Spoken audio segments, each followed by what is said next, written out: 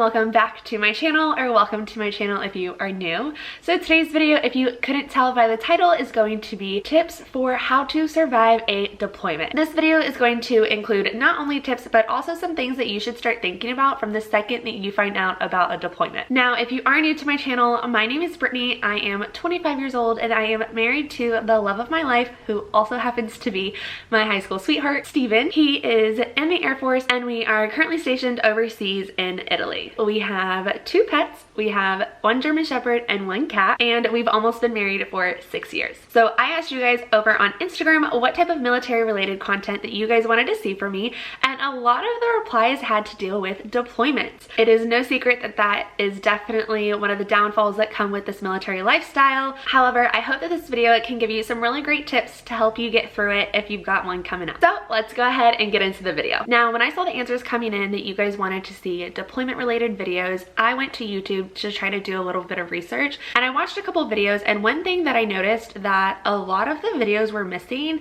ironically, was that no one talked about leading up to the deployment, the things that you should be doing to prepare for the deployment. That these are things that you should be doing before your spouse leaves. Basically what that is if anything were to happen to your service member, either downrange or here just living everyday normal life, that is their life insurance that they get to assign to a certain person, that in the event that they pass away, that money gets to go to the specified person that they wanted. Now, that can sometimes be a touchy subject, but it is definitely something that I would encourage you guys to talk about. Anything can happen at any point, especially during a deployment. If you haven't had that discussion, I would highly encourage it, just to make sure that you know where your partner's SGLI is going. Is it going to you? Is it going to family members? And really talk about it. That is money that is supposed to be there to help with the aftercare after the service member is no longer with you. Now, if you don't know what a power of attorney is, it is basically a sheet of paper that allows you to do things on behalf of your service member. Steven has been on 2 deployments so far, and both times we have gotten myself a power of attorney and a special power of attorney. A regular POA allows you to do things kind of like your everyday thing, so it allows you to sign for them. If you don't have a joint bank account, it allows you to make those financial decisions for them. Here's an example. During Steven's second deployment, we were moving houses, and in order to move houses, I needed to cancel the internet at our previous house and start it up at our new house, but the internet was under Steven's name, so therefore, had I not had a power of attorney, I would not have been able to cancel the internet and set up a new one. Or another example would be a phone plan. If y'all's phone plan is under the service member's name and you want to get a new phone during the time that they're going to be gone, you're going to need a power of attorney. Now, the special power of attorney, that is strictly, I believe, just for vehicles.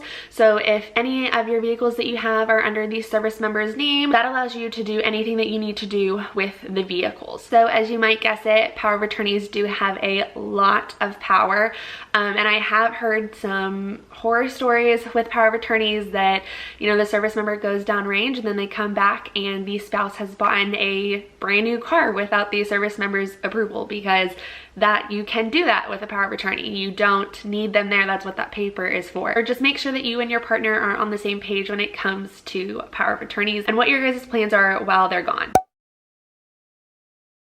So it is no surprise that while your service member is gone, you are going to miss them incredibly much, and you are going to be wanting to count down the days and counting down the weeks. During Steven's 2 deployments, I downloaded a countdown app, and I will include it right here. I downloaded this app both times Steven was gone, and it just kind of helps stay motivated about how much time he's been gone. In the beginning, it's definitely kind of hard because you see that you have so much left, but once you get to like 25%, 50%, 75%, I would say it is definitely a helpful tool to be able to physically see how much time has gone by and how much little time that you have left.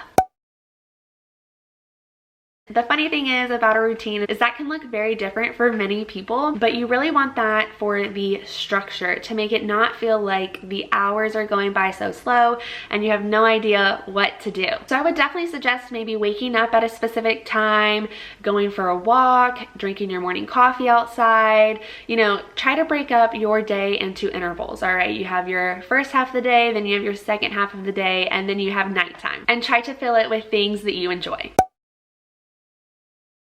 If your partner is going to be gone for 6 months, 9 months to a year, you're definitely going to want to do things for yourself. And I know during Steven's second deployment, I would plan things monthly that I would look forward to, whether that was getting a massage once a month, a facial, getting your nails done, going on a shopping spree. Now, maybe you don't want to do that once a month, but maybe you could do that seasonally if your husband was going to be gone for a year. So for the seasons of spring, summer, and then fall, maybe you can buy yourself a new wardrobe so that way it gives you a little bit of time and you're not spending a lot of money every month. If you have pets, then maybe you can plan a doggy date at the dog park once a month. Or another really good one that I did during Steven's first deployment was that I became a part of a bachelor watch party, and that was something that I looked forward to every single week, I think it was Tuesday because no one had cable. So we watched it on Hulu the next day, but every Tuesday we would gather at someone's house and we would all bring a dish. We would say like, all right, this week is going to be tacos, or it's whatever you want. And so that was something that I knew every Tuesday I was busy, I looked forward to it, and it was a lot of fun getting out of the house and being with other girls, all bonding over a show. I know during Steven's first deployment, I worked a full-time job and still chose to babysit on the side. I was trying to keep myself as busy as possible and keep my mind distracted from thinking about the fact of how much I missed him. So maybe you could pick up pet sitting, pet walking, babysitting, becoming a nanny, or simply getting a part-time job or a full-time job, just depending on what your life schedule looks like. Now, if you already have a lot on your plate, then maybe I wouldn't suggest adding more to it, but it just depends on how busy you want to stay. Now, if you don't know what Murphy's Law is, that is basically the law that anything that can go wrong will go wrong. And that is typically right after your service member leaves. For me personally, between the 2 deployments that we've been through, my car battery died in the middle of a parking lot. Actually, that happened both times. My car battery died during both of the deployments, and 2 completely different cars. I know it sounds like a quick, easy fix, you just need to jump, but when your spouse has been gone and it's already been a rough day, and then you try to get in your car to leave to go back home and it doesn't start, it's just one of those things that really gets you in the gut. So just be prepared for that. I don't mean prepare for it in a way that you can prevent the things from happening, because you can't. I just mean in a way to be prepared to have those bad days, to have those rough days. Along with Murphy's Law is just knowing that it's okay to have bad days. Bad days are going to happen. The days where you don't want to leave your house, where you don't want to leave your bed, where you've let the dishes pile up, you let the trash pile up, those days are going to happen. And honestly, sometimes you need those days. You need those days to just not do anything, to not have a care in the world. But just know that it won't last forever, and after a couple days go by, you'll get the desire back to get your stuff together again. Now, what I love about setting goals is that it could literally be anything. It could be something long-term that you want to work on during the whole deployment, or they could be short-term goals that you have a different goal every single month. My only piece of advice for that is that you just don't overdo it. Be realistic about your goals, and don't feel discouraged if you don't get to accomplish them. Typically, when your spouse leaves on deployment, I know a lot of people choose to lose weight, choose to try to save money. It could be to learn a new hobby, or it could honestly be as simple as including a vegetable during every time you have dinner. It doesn't have to be anything crazy. During Steven's first deployment, I chose to give up Dr. Pepper, and I actually was very successful. I was able to do it the entire time that he was deployed. Another thing I noticed when doing my research and watching a couple other deployment videos, nobody discussed those intimate moments that you are missing out on with your partner. So some ideas that I have that you and your spouse can look forward to would be maybe sending a couple risky text messages when you know that they've got the time for that, or sending a couple of tasteful pictures through Snapchat. And obviously when doing that, you do that at your own risk. And I always send Steven a little forewarning, like, hey, don't open that Snapchat, wait until you're alone, wait until you get back to your room tonight. And that way he kind of knows that he's got something good coming. Now, I know that might sound a little weird, but that's something that kept me and Steven going while he was deployed on this most recent one. Once he had been gone for a while and we were aware of what his schedule was like, we would plan a date and we would say, hey, on Thursday, let's have a lunch date. I want you to take your food back to your bedroom.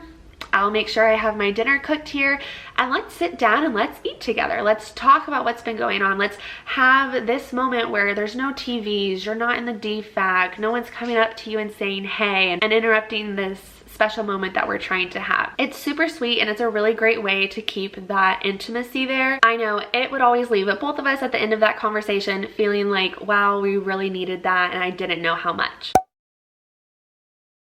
This is probably one of the more exciting things to look forward to during deployments. If you want to try to keep yourself busy, you can try to aim to make a care package every single month if you want to. I know some people only do them for the holidays that their partner is going to be gone, and they decorate the box really cute and holiday themed, or if your spouse is going to miss any birthdays while they're gone. I know women specifically love to go to Hobby Lobby or Michael's and get all of the craft paper and stickers, and I promise you, your service member does really appreciate it. There are a couple items that you are not able to send in a care package, so if you have any questions about that, I would visit your local USPS store.